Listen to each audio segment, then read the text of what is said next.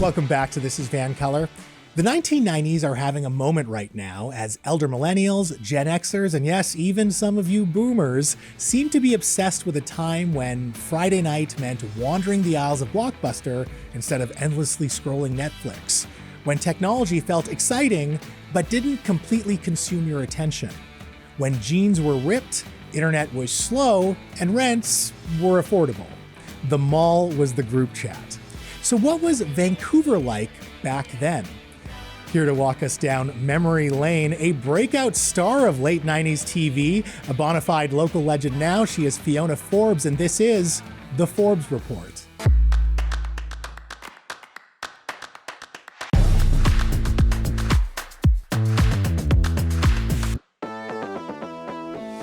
Fiona, the 1990s are having a moment right now. I see even Gen Z is bringing back some of the fashion stylings from that era. What's going on with this decade? Why are we yearning for it? Well, let's see. Shia LaBeouf and Britney Spears have been arrested. America's at war with the Middle East. Hillary Duff is on tour, and Bill Clinton did not have sex with that woman. It's like Groundhog Day because it's all happening all over again. But 90s nostalgia, no joke, is having a huge moment. The Goo Goo Dolls were in town on Friday. That's right. And I'm one of the people that had an absolute blast doing the throwback to the 90s. What were you like in the 90s to the Goo Goo Dolls song? I saw Bryan Adams did one.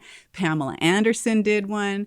Gillian Anderson did one, not just for her 90s fashion, but that's when she was filming the X-Files out here in Vancouver. And we've got a love story, the story of John F. Kennedy Jr. and Carolyn Bessette on right now. People are obsessed with the 90s fashion. Yeah. I am too. But I think the crux of it all is really yearning for more innocent times. I remember. I feel like an artifact right now. You don't have to put it on. No, I remember I had a random job at the time. I remember my boss explaining the World Wide Web to us and how it was going to change the world. And he was a total computer nerd. Sorry, Reimer, but you are. Still is. But it was fascinating to me because I learned about it before I got it at home. And then we got it at home. I was like, wow, this is exciting. Cue the dial-up sound. But it's not just the internet we did not have social media. Yeah. That is a huge part of it. We don't have negative news down our throats 24/7. It's exhausting.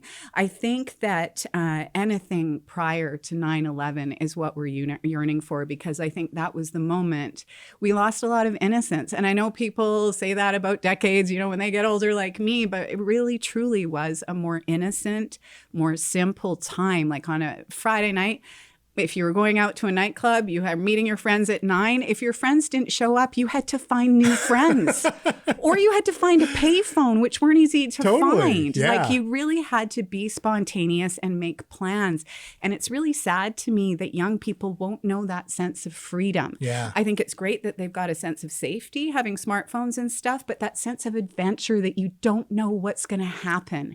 I think that's what we're longing for because we have too much information. I think you're onto something here because it was the last kind of analog decade before we moved into, digitization, certainly the internet. I'm a Gen Xer. We're the last generation to grow up without the internet. It felt exciting. There was a certain optimism of the 90s, especially after that first Gulf War, I would say. What was Vancouver like back then? Did Vancouver kind of embody the 90s spirit?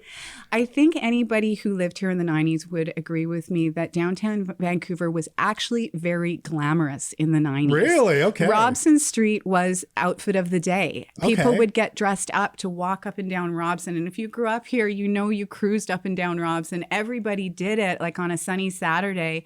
That's what you would do. And then Planet Hollywood came to town. I talked about the X-Files, but the X-Files being filmed here really put Vancouver on the map. Yeah, it was like the first Vancouver show. Other shows were filmed in Vancouver, but that was the first one where you were like, that's Vancouver. It's when they coined the term Hollywood North. So it was a really, really exciting time for Vancouver for music. I went to UBC in the 90s. I remember going to Lollapalooza at UBC, and it was Soundgarden, Alice in Chains, Ministry. I went to Lilith Fair. That's the 90s music at UBC as well. There was that happening. Rave culture was new. I remember going to after-hours warehouse parties where you would have to have a pager, and you would dial a number on a payphone, and they would page you the address of the warehouse party. when you're talking about adventure, you had to think on your feet. And I hate to say it, be a lot smarter. Yeah. Street smarts. It was a really fun time, but we really had to have our wits about her. We didn't have a map in our pocket, right? You had to figure it out. Not just go to MapQuest and print it out. You had to use a paper map. Or ask people. Legitimately. Or talk to strangers. Yeah. And I think that is a huge part of it. I think younger generations who really literally have not grown up without the internet, without having access to all this information, there is a curiosity factor about it. What is it like to truly unplug? And I don't mean just signing off of Instagram because you're mad at somebody for 24 hours and then go, I'm back, surprise. I mean, actually not having a smartphone. You're seeing younger people get flip phones. They don't want to have the world at their fingertips all the time. We're learning about young people and the negative effects of social media. It is real. And I think that curiosity factor for young people, I love it. Yeah. Like you go buy a film camera and get it developed. It's way more challenging. It's way more of an art when you've got one chance. And it's exciting to see what shows up. Really quickly, we got about 30 seconds here. If there's one thing that you could bring back from 90s Vancouver into present day, what would it be? Ooh, something, optimism. Yeah, okay.